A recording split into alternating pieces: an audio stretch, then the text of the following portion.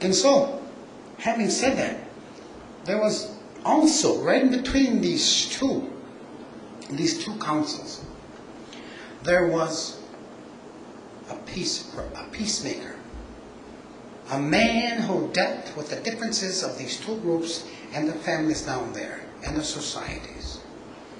If there was a conflict that arose between the headman and the chief's council, and it didn't happen. And I asked some of these mushrooms, was there any conflict between the chiefs and headmen? Oh yes. You got to remember, in that time, some of these chiefs were very old, though. They did not give up the ghost very easily. But they were also there because they were needed. You got to remember that.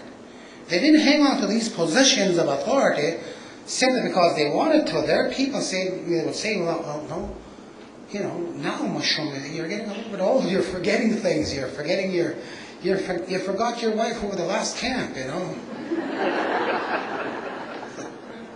And you forgot your medicine bag over the ceremonial lodge here 2 days ago. It's still up there hanging in the trees. So, grandfather, I think maybe it's time to make some adjustments here. He would recommend the one who was sent to his position, but it was not always that way. He would recommend. But then, it was gone back to the initial family he came from. And back to the society he came from. And all the way up to the elders' council there would talk about the acceptance of this person to take his place in the chief's council.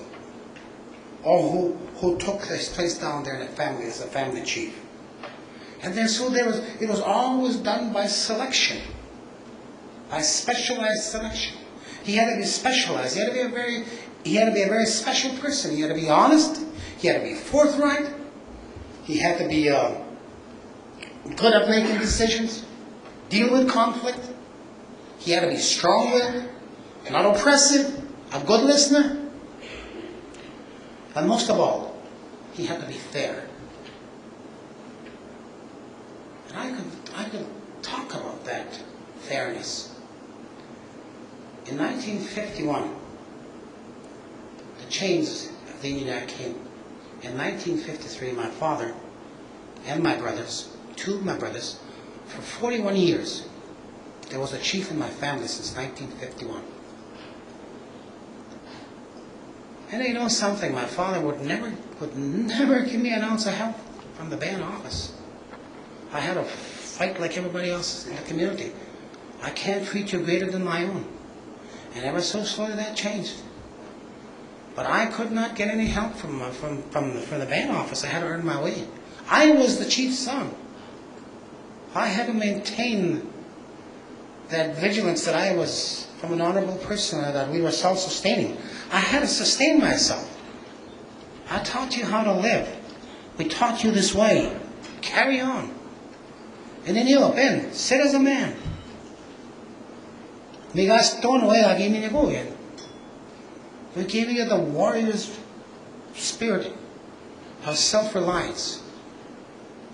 And the warrior spirit lives in all of us. Some of these great warrior women, we forgot about our warrior women. We forgot about our women.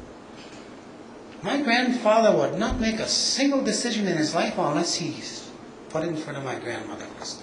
Neither did my father. My father would not make a decision unless my mother heard it. And I asked him why. Because we were educated in a system different from his. Well, it's good to ask why.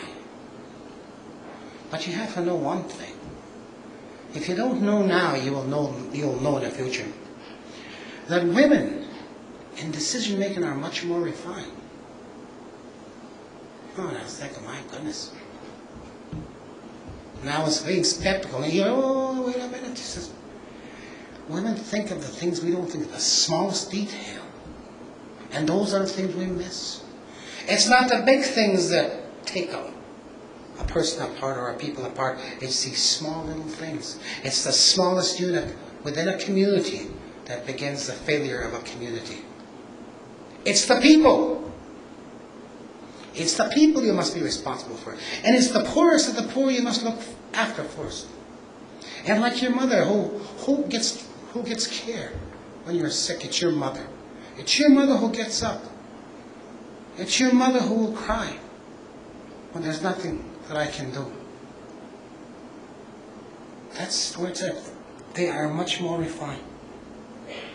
And so therefore, in our societies, women were always equal. Don't ever forget that.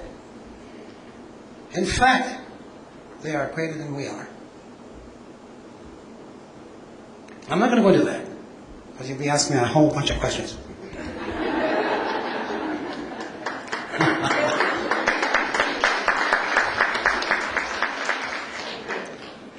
But that's the way we lived. That's the way it is. And so, when we talked about these conflicts that rose up within the families, within the societies, within the council, they were brought up through this great mediator force called the Peacekeeper Society. The Peacekeeper. The Keeper of Peace. And he was a specialized individual surrounded by the Chiuskabios and the Uskabios and Okijadak. We were a male-oriented society. We had the equanimity of our women sat in these councils. Our women were equal participants. In these Okichatak, the intermediary force, the cogs of government, the things that made things move, the ones who made things happen. The Ushkaveos, they were there like the silent movers of the whole process of these societies and of these families. They were there, training from childhood to the day that they would sit on one of these great councils. And many of the Ushkaveos never did anything else but for the rest of their life became the intermediary forces of this governing process. And they were there. And there was the Chiuskabios who sat here and was interlinked with the peacekeeper who made sure that the things that were on the table were heard. And they had they designed a process by which everybody could be heard. They had these sticks at different lengths. Sticks to deal with families. They'd be put on the ground, they'd stick them on the ground. This is from that family over here to deal with this problem of they're having problems with their children, and they're having people that are drinking. And we want to talk about this. This family needs help. Boom, right there. And there's this family over here. They want to deal with territory, longer stick, and different lengths of stick. And they put them on the ground, and they put them row on row upon row upon row. And each family had its symbol, and you could see that symbol on a stick with a symbol over there. And so when they sat down to confer, and it was usually 2 times a year, in the fall and in the spring, they conferred. And they conferred for 2 solid weeks. From the beginning of the moon to the end of the moon. And they would sit. And sometimes it wasn't that way, but most of the times it's the way it was. And they would deal with all of their issues, all of the breakdowns within the families, all the territorial disagreements. And there was judgments made. And judgments were carried out. Those who broke the laws. The respect that was required of the women, the respect that was required of the children, the family laws that were broken, were first of all judged by the immediate family, the elders and the chiefs themselves. But if it got out of hand, if somebody did much more, maybe like incest, maybe like rape, maybe like beating up a woman, or maybe like beating one of the neighbors, that was there. And then the families would deal with that. And it got too much. And then they would move up to the judgment of the elders and the chiefs would sit together.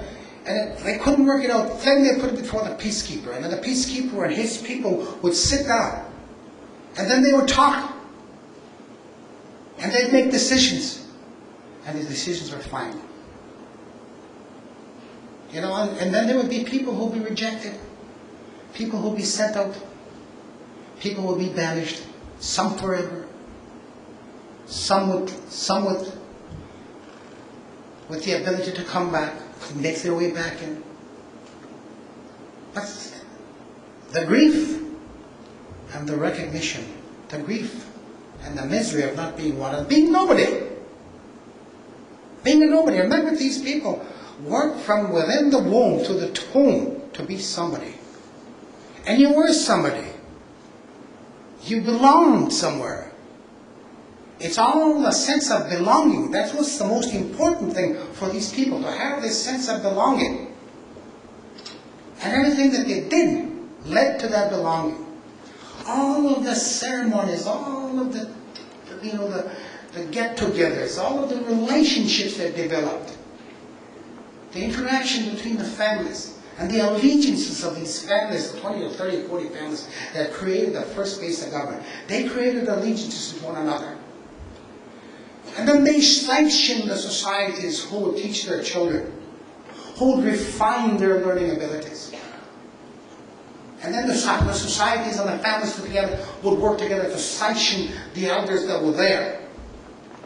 The elders themselves would want that sanction. They didn't want to just sit there. Do you accept us? Do you honor us? And when every time a new elder was put into that circle, just like in your parliament over there, every time you bring somebody up into your parliament and give them great honor, or making them a senator, or making them some kind of House of Commons, or you make a big celebration. We just saw George Bush in inauguration. It was no different. We were no different. We had celebrations. My God, if you could celebrate like we did. You need two full moons to finish. You know, to be proud of your accomplishments, to be proud of your acceptance, your acceptability. Your acceptability. Just to be accepted was such an honor. He was honorable. Honor was the prior most important element of belonging. Honor. And all of a sudden, you are nobody. Nobody. And people wouldn't even look at you. And when you offended people, you know you offended. The first sign that you insulted somebody is they won't look at you. And there's no greater pain than sitting right across a person that doesn't see you at all. Hey, I'm here. You know? That's it. They won't even speak to you. And then you better find out what you've done or what you've said. Because that is the first correction that begins there on a basis of one-to-one. Do something about it. What did I do, Michi? What did I do, sister? What did I do? Well, you got a big mouth.